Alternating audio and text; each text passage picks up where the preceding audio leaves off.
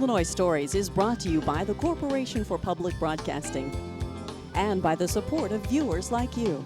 Thank you. Hello, welcome to Illinois Stories. I'm Mark McDonald in Springfield at the Governor's Mansion, and as we shoot this story, it's May 1st, Arbor Day. And arborists from all over the state come to the Governor's Mansion on this day to trim trees, to make sure that the trees are 150 or so trees on the mansion grounds are in good health, and to do what they can to keep this beautiful piece of property intact and growing and vital. And Harry Lewis, you must think, boy, what a great deal. I'm the horticulturist here at the mansion grounds, and I get all this work done for free. It's an amazing contribution, so we need to thank the Arborists Association from Illinois and all the companies that participate in this. Yeah, no kidding. And you know what? They take a lot off you because not only do you not have to actually do the work, but they know enough about the trees to be able to spot what needs to be done, and then you don't have to sort of figure it out and ask somebody to come in and do it. They have the knowledge, and this requires a lot of equipment. Some of the projects they're doing now, they're shredding up trunks of trees that have passed, so it's not something you just go out with your pruners and can do all this. Right. Some of these trees have to be removed. Others of them have dead branches that have to be removed, and others just have to be sort of like, I guess, appraised. Their health has to be appraised, and right. I guess most of them are in good health, aren't they? Right. Most are in good health. We're very lucky here. Today they're removing trees that are either dead. Some of last summer's flooding, droughts have taken a toll with some disease problems on trees, so they're removing trees that are gone or would shortly be a problem. Yeah, we're going to learn a lot about trees today because I mentioned that there's more than 150 trees on the grounds here of all different varieties. So we'll get a chance to learn to identify some of these trees and look for what might be wrong with them, and also figure out, you said there's some new high-tech ways that arborists are using to assess the health of trees. Oh, they were showing me earlier where they can do GPS plotting and making notes of the trees, turning it into the homeowner or to the municipality of what it may need or what it has currently issued. One of the biggest shade trees that you've got here is this, I guess you call this a hackberry? This is a hackberry, yes. There's some work going to go on here. Yes, hopefully with the weather it's slowing us down a bit. This is a very old tree, basically a good sound tree, but you can see there are some dead wood areas in it. So hopefully we were going to get some climbers to go up into that tree and remove that dead wood, which is always a safe and first practice to do, is remove anything dead. If you don't mind, let's walk around and take a look here, Harry.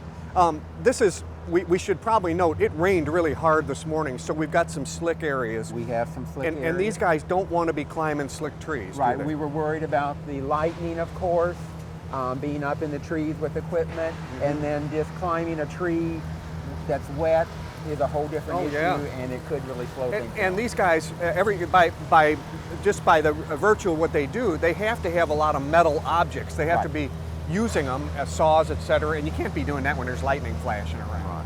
So, okay, we saw the hackberry. Let's kind of take a look as we look around this semicircle here. What are we looking at? Oh, we've got some great specimens here on the grounds. We have a lot of beech trees, and European beech trees are available in several types. These are some of the purple leaf types. There's also a European beech. We have some of everybody's favorite sweet gum trees. Oh, is that the big tall green one? That's one of the big tall tall ones. ones. That's a sweet gum? That's oh my a sweet goodness. gum. They get big, don't they? They can get big. When you look at pictures of the mansions from the early 70s when they started their renovation, they look like they were about 3-4 inch caliper trees. Aren't you glad to have it, They've grown on with all their seed production. And what about this one over here? This is a star magnolia. So that bloomed out already. That was probably really pretty. They bloomed a long time ago this year with the warm weather. Okay. So we're going to get a chance to see, some of the arborists are going to help us out here today. There are several companies represented from around the state. About 5 companies have come from Springfield, Central Illinois, Chicago area. Good deal. And they can give us their expert opinion. We'll learn all about trees today. Many kinds of expertise here. Okay, thanks, Eric. Okay. Earl Throop, we might just want to tell the audience that during this interview we might get some noise, right? It may be hard to hear. Oh yeah, we're trying to get her done before Mother Nature comes in with some more rain. That's right, and the equipment you use to take these trees out is loud. Boy, it really does. Yes, it is. Yeah. That's how come I have my men to wear their earmuffs. Yeah. To kind of protect them from that. You're one of the companies that comes out here on Arbor Day. In fact, you're an arborist yourself. Right, I'm a certified arborist. To keep these trees in good health and everything. And as we look at your crew moving in, what are they going to do here? Now, if my son driving this truck here, he'll take that gravel truck and he'll reach across here and pick that a log up and take it over the fence so we don't have no impact tearing the flowers and nothing up And you underneath. can do that. You don't have to get in here and No. dig it out. You can just pull it out. We'll take a chainsaw and cut the base of it off. Uh-huh. And he'll raise it up and he'll put it right out here, out in the truck. Okay, and then you've got a big old, I call it a chipper. I don't know That's what you what it call is. It's a but chipper. you can feed that whole darn trunk in there, and That's- it's sawdust. That's right. That size right there, we got a Vermeer chipper and it's an 18-inch. It'll take that whole thing. Uh-huh. It'll just chew it up and make mulch out of it. And that was a small oak tree. That's a small oak tree. Yeah. Are you taking any other trees out here No, today? we took the one maple tree down to the disease, or I believe it's due to stress. We've already taken it down. Right, and it filled up that space right Oh over there. yeah, it filled that space up That over was a there. big tree. Yes, it was. We've had several maples dying this year because a lot of it's got to do with the stress of the weather. Uh-huh. You know, when you have a lot of water and then all of a sudden you put it in the oven, that puts a lot of stress. It's just like a human being, the trees are, you I'll know. be darned. They can't take that change like that. It's too much a sudden change of the tree. And I try to tell customers, you know, on these big trees you have, the big oak trees you have, they need to really water them. Like when it gets starting to dry out and you notice Mother Nature ain't giving you any water, you need to at least give an inch of water a week. And the way to do that is you get your sprinkler system set up, get your coffee can, measure about an inch, Uh-huh. and let it do that. And why I say measure it, you can know exactly what you're putting in. If you notice you're watering your customers in the sewer, then you shut it off. You have a little timer on it. You can see how much. Maybe you have to do it twice a week, half inch now and a half inch, because after the ground soaks so much, the water runs off. And you don't want it to do that, see. Here's what he's Now, going to do here's now. what- He's just going to try to, He'll pinch right a hold of that. okay. And he's just going to pull, he's going to pull it up? No, he'll have a guy right there. He's right there Okay, cutting he's it. going to cut, he'll cut through the chainsaw, and Yeah. he'll hang on to it and then just lug it Right. up, huh? Good deal. Yeah, that's my son that's on the machine. Okay, he's He's got, a- I call that he's up on a cherry picker or That's something. a grapple. A grapple, okay. Yeah. All right. A grapple crane. I had that special made because it'll extend out so I could reach out. It'll go out 41 feet. Really? Yes, and it's ideal to take trees off of a house. I mean, Oh, sure. our goal is when we go in there to do it, there's a lot of people, well, it's insurance, we'll rip it off. But we don't do that. I try to let less damage as I can for the insurance company plus the people. It don't take as long to get the house fixed. Yeah. I mean, you go in there and rip it off, the guy might be out of a home for a month. If we lift it up like we're supposed to and pull it out, be careful with it, the guy might be out of the house for a week. Yeah. See, that's a lot of difference there. And in a case like this, where you don't want to get in a whole crew to get in and trample down all these beautiful plants, you can reach over the fence with that and just do it with one guy using a chainsaw. It's amazing. Yep. And I think we're going to get a chance here pretty quick, as fast as he works, to see how this grapple works. Yeah, my son operates, he's slick with it. He does it pretty good.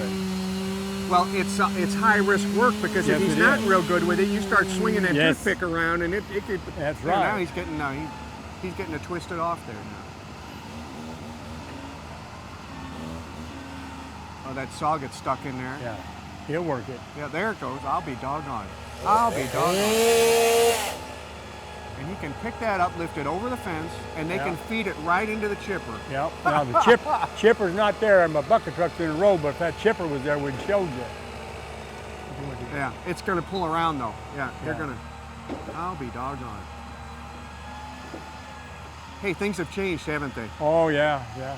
If it was mine when my dad was young, I'd be cutting it up in little pieces right now Sure you would. and loading it by hand. And then you can probably find a use for all that sawdust, can't you? Oh yeah, I've had customers. I donate a lot of this to the churches and stuff for bike paths and stuff like that. Well, your son is good. He just laid that down just Oh, as yeah. gentle as it could be. Now, like we say, we try to do it with less damage as possible. We don't. Yeah. I don't want a customer to have to leave and do his yard. I've seen times that you know, you go in the yard and a guy wants to do a reasonable job with less damage. Yeah. Well, you get some of these prices, they'll come in and do it, but you spend more money repairing the yard after the man's done. Well, I don't want that. I want the customer, he's after the good price. We try to give it to him.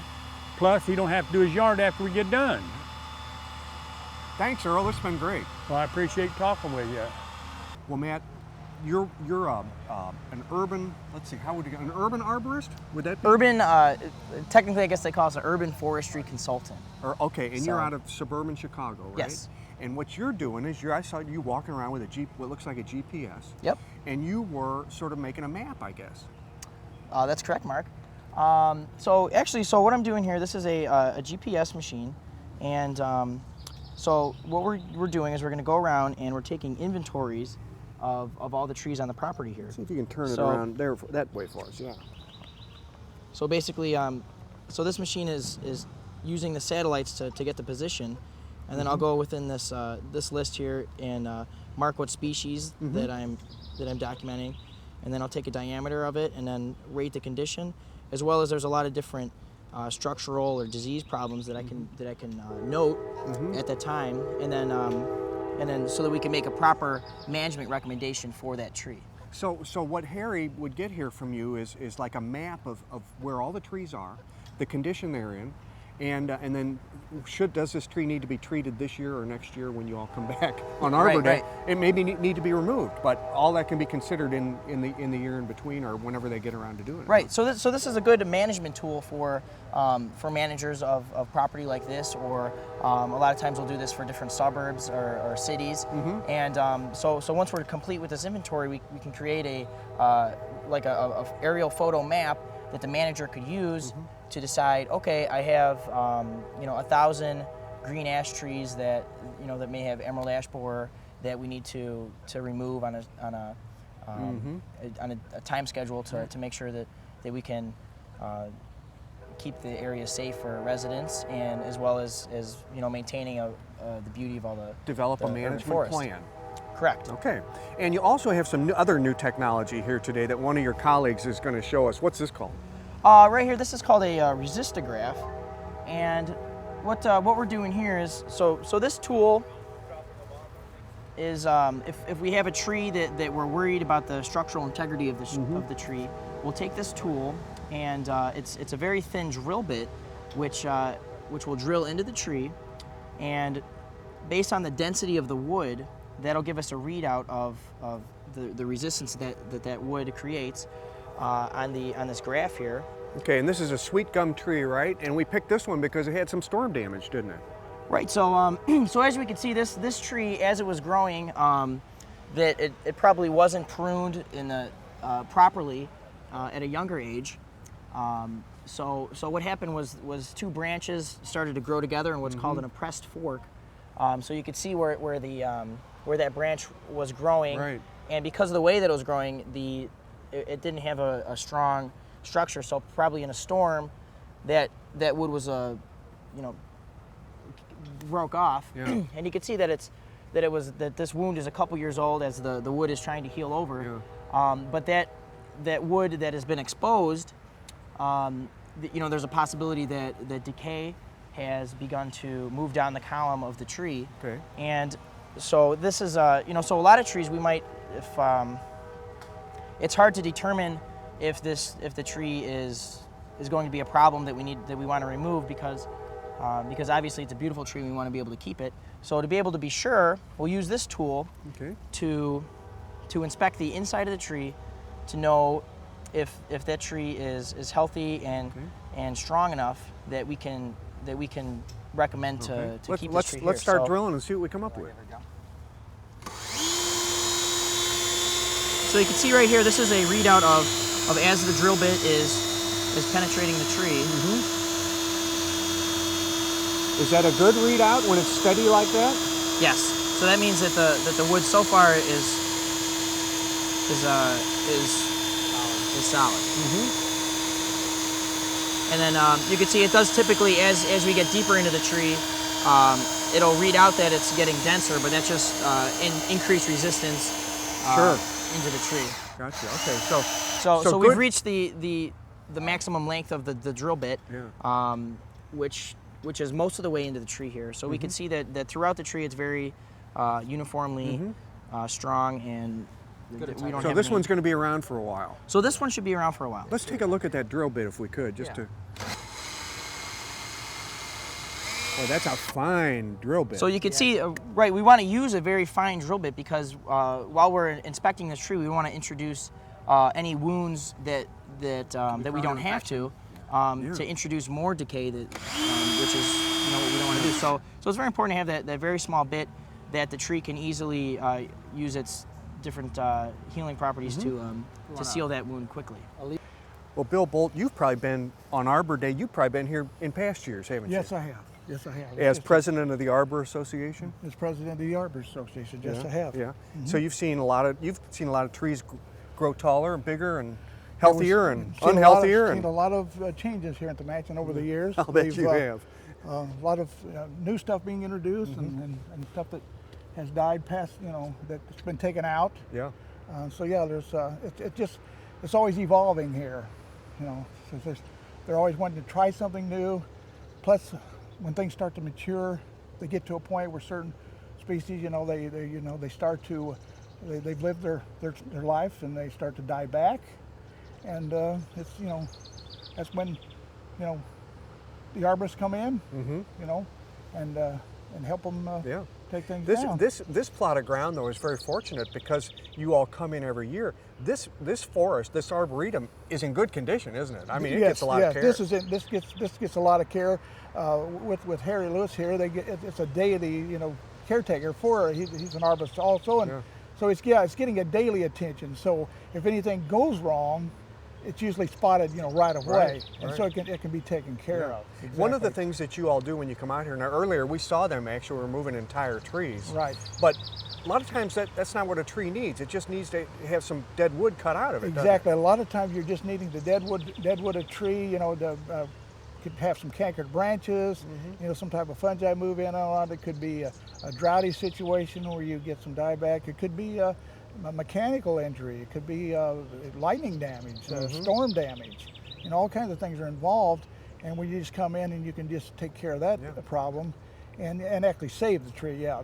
The takedowns today were obvious dead trees. So. Earlier, just a few minutes earlier, there was a lot of noise over in this part of the grounds because if we look at this line of trees here, they were clearing some wood out of there. What are those trees? There's columnar maples. Now, what can happen with them is they can get sun-scald injury, which creates a canker, and you'll get dead wood in them. And of course, obviously, you want to get that out as soon as you can. And it was fortunate that even with the bad weather today, the guys were able to get it from the street, with the equipment they have, and able to reach them and not cause any kind of damage to the wall. How does that line of trees look to you now? Do they look healthy? They look. I would say they look good, if I can use that word. Yeah.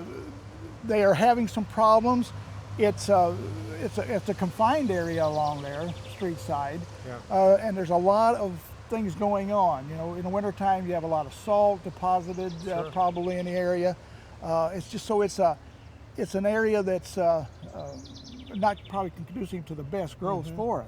And they're actually the conditions they're in right now, they're doing pretty good. Yeah. I mean, for where they're at, in spite of it all, they're not doing too bad. Yeah, well, that's because you all give it such good care every year. Hopefully so, yes. Thanks, Bill. Greg Smith, I asked you to show me an example of a tree that would be in very good condition, and maybe one that isn't. And what we did was we found a persimmon tree that has both examples that you can show me. Yes. And it has more than that too, because it looks like maybe even got hit by lightning at some point. That's so correct. This tree has a lot to show, doesn't it? Yes, it does. But we were talking about how a tree is, I call it anchored, but you say, how it enters the ground can tell you a lot about a tree. That's correct. And its health. While we look at a tree for its beauty and its health, those are both important, but we have to really first look at its safety. Are there large dead branches up in the top of the tree might hit someone, or is the tree firmly anchored in the ground? And the tree, you could call me a tree whisperer. The tree tells me certain things. And this side at the base of the ground has a potential structural defect that would require some further investigation, where the tree goes straight in the ground like a telephone pole. On the other side, there's a good example of good structure to the tree, where the trunk flares out into the buttress root and gradually enters the ground. And this has a very strong structure. And I can use this stick as an example. If you apply force in the outward direction and try and pull the stick apart, you're not strong enough. Yeah. But if you apply force in the inward direction, you can bend that stick very easily and snap it. And so when a tree is pushed by the wind and a force is created, the wood that's like the stick is very strong in this direction. And so that this tree is telling me that this part of the tree is very strong, and the other part of the tree that we looked at earlier, going straight in the ground like a telephone pole, is less strong. And so if it were to, if this tree were to get hit by a really strong straight wind, you'd want to hit it from this side. That's correct. Okay. And so this has a bearing when you look at a tree at your home, because if the weakness is away from your home, then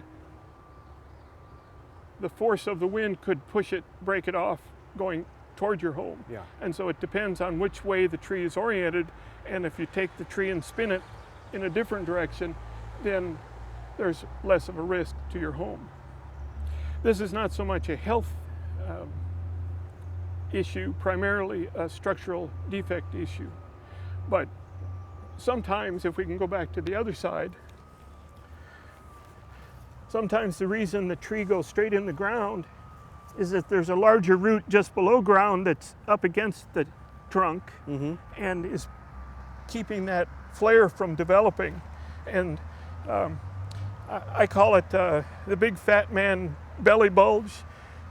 Just like my trunk goes to my belt and it kind of bulges out over the top of the belt, that is a structural defect. When I go and try and bend over to tie my shoes, my belly gets in the way. And this kind of a root that's strangling the trunk will create both a structural defect and a health defect.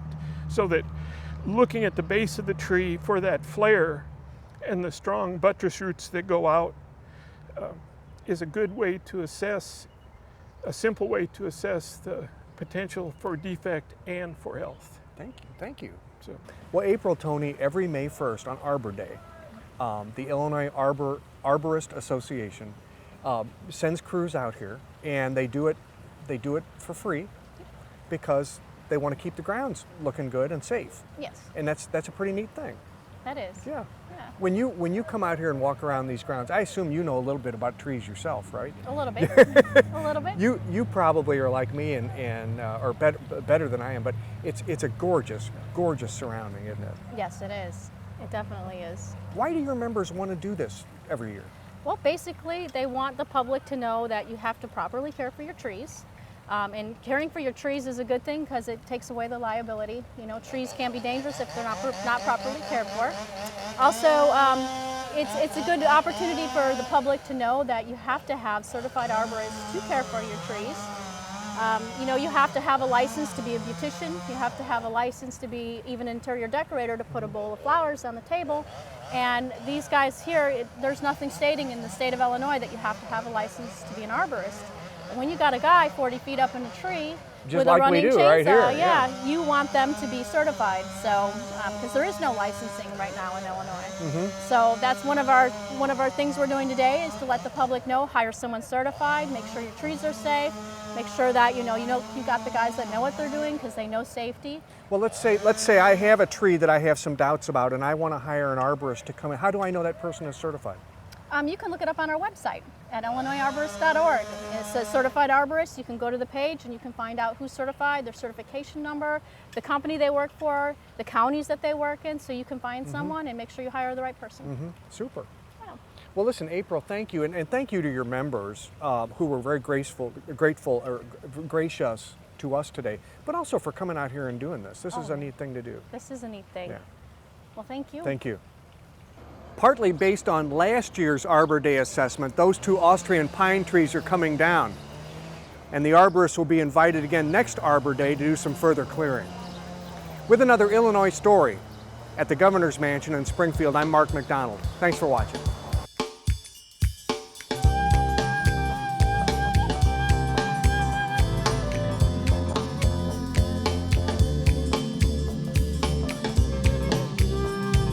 Illinois Stories is brought to you by the Corporation for Public Broadcasting and by the support of viewers like you. Thank you. For a DVD copy of the program you've just seen, send $19.95 to Network Knowledge, P.O. Box 6248, Springfield, Illinois 62708. Be sure to include the program name, subject, and when the program aired. You can also order with your credit card by calling 800-232-3605.